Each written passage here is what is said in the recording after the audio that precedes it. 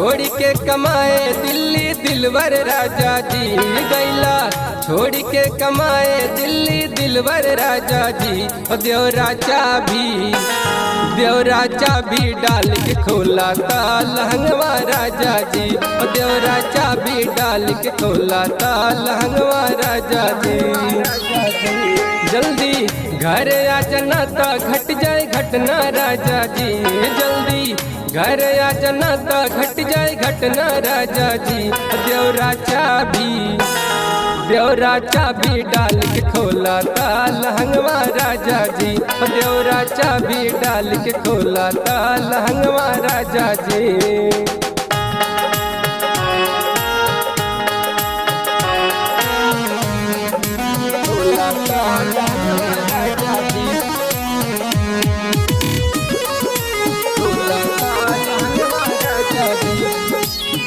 घरवा दुअरवा राहल कैले बाई तंग हो कहे न जवनिया दारद देता अंग अंग हो।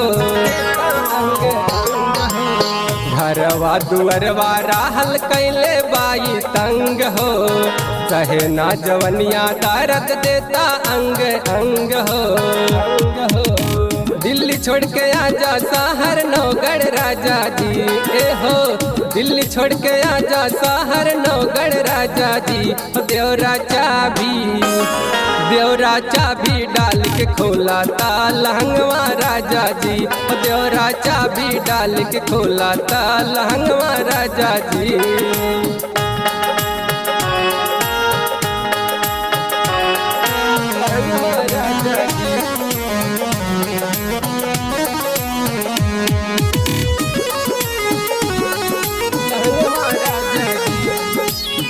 गर्मी में देह हमर जराता मशीन हो हरी से सहानी लसिया तारा तो दिन हो। गर्मी में देह हमर जराता मशीन हो हरी से सहानी लसिया तारा तो दिन हो।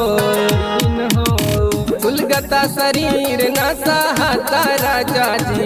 ये हो सुलगता शरीर न सहता राजा जी। देवरा